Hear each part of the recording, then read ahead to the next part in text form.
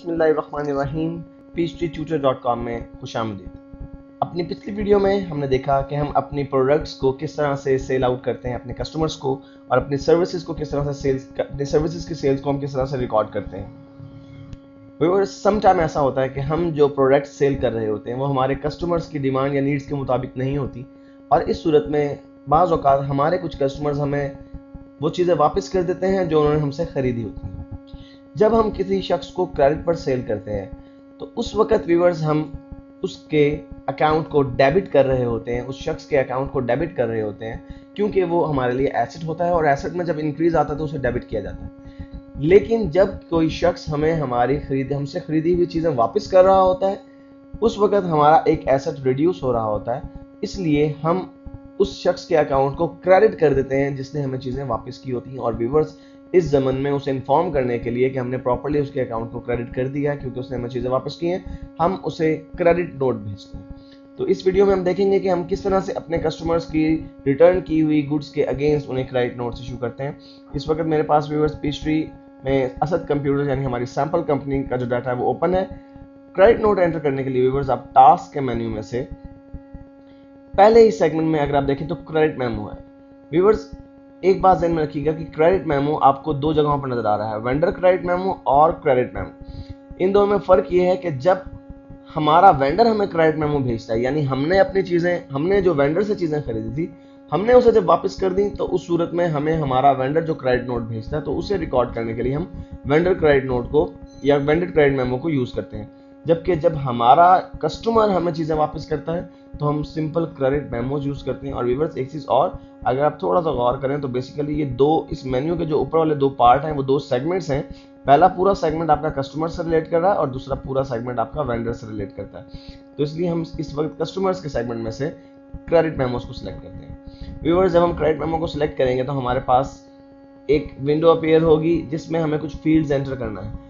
सबसे पहले व्यूअर्स हमें उस कस्टमर का आईडी एंटर करना है जिस कस्टमर से हम चीज़ें वापस ले रहे हैं। तो यहाँ पे हमारे पास जो मैग्नीफायर का बटन है हम उसकी मदद से अपने तमाम कस्टमर्स की लिस्ट को एक्सप्लोर कर सकते हैं। लेकिन इस वक्त चूंकि हमारे सिस्टम में सिर्फ एक ही कस्टमर का डाटा ऐड है जो कि गैलेक्सी कंप्यूटर्स, इसलिए मैंने गैलेक्सी कंप्यूटर को सिलेक्ट किया। और जो ही मैंने उसे सिलेक्ट किया व्यूअर्स आप देखेंगे उसका एड्रेस और बाकी की इंफॉर्मेशन जो है फौरी तौर पर ऐड होगी। व्यूअर्स यहाँ पर एक कस्टमर को हमने एक से ज़्यादा इनवॉइसेस इशू की हो सकती हैं। इस सूरत में जाहिर सी बात है हमें उस स्पेसिफिक इनवॉइस को सिलेक्ट करना है जिस इनवॉइस में से चीज़ें वापस आ रही हैं। तो आप यहाँ से अप्लाई टू इनवॉइस नंबर देखें, एक ही इनवॉइस है क्योंकि हमने एक ही कस्टमर को भी एक ही मरतबा सेल की है।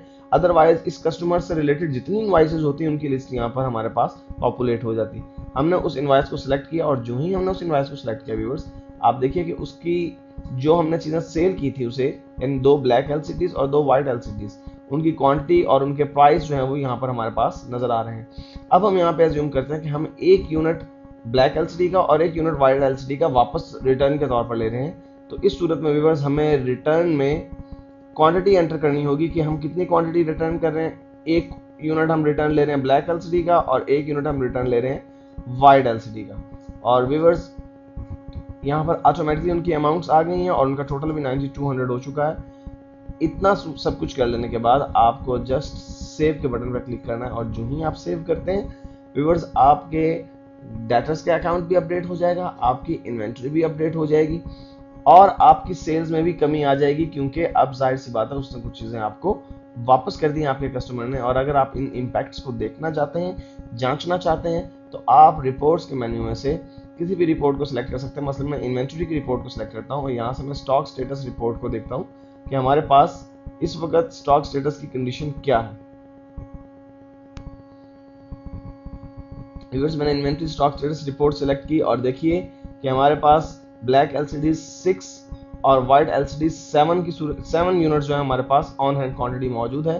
और अगर हम इसकी डिटेल देखना चाहें तो हम इसकी डिटेल देखने के लिए अगर हम यूनिट वाइज व्यूअर्स इसकी रिपोर्ट देखना चाहें तो हमारे पास एक बहुत अच्छी रिपोर्ट जो है वो इन्वेंट्री की सूरत में मौजूद है और वो है इन्वेंट्री यूनिट एक्टिविटी रिपोर्ट। यानी हम इसमें हर एक इंडिविजुअल इन्वेंट्री की टोटल यूनिट एक्टिविटी देख सकते हैं। देखिए व्यूअर्स ब्लैक एलसीडी आपने बिगनिंग यूनिट कोई नहीं थे, आपने यूनिट्स जो परचेज किए थे वो 7 थे।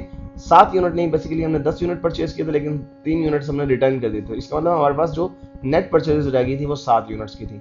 एक यूनिट जो हमने सेल कर दिया व्यूअर्स, पहले हमने 2 यूनिट सेल किए हुए थे लेकिन एक यूनिट हम रिटर्न ले चुके हैं, इसलिए अब हमारे पास क्वांटिटी ऑन हैंड 6 नजर आ रही है।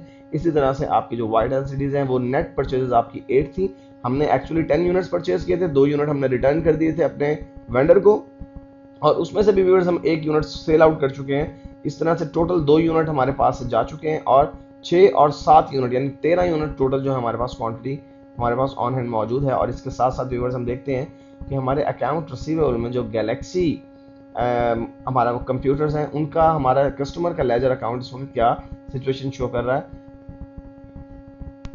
तो इसके लिए व्यूअर्स मैं रिपोर्ट लिस्ट में से कस्टमर लेजर्स को सिलेक्ट करता हूं और देखिए कि गैलेक्सी कंप्यूटर से पहले हमने 18,400 लेने थे, लेकिन अब देखिए कि हमने उसे क्रेडिट किया है 9200 से। और अगर हम इसकी डिटेल देखना चाहें तो इस मैग्नीफायर पर क्लिक करके हम देख सकते हैं कि बेसिकली ये वो रिटर्न यहाँ पे हमें शो करवा रहा है, जिसकी वजह से उसके अकाउंट को हमने 9200 से क्रेडिट किया है। तो व्यूअर्स इस तरह से हम अपने कस्टमर्स से जो रिटर्न की हुई चीजें हैं उन्हें वापस अपने स्टॉक में भी शामिल कर लेते हैं और हमारे कस्टमर्स के अकाउंट्स भी अपडेट हो जाते हैं।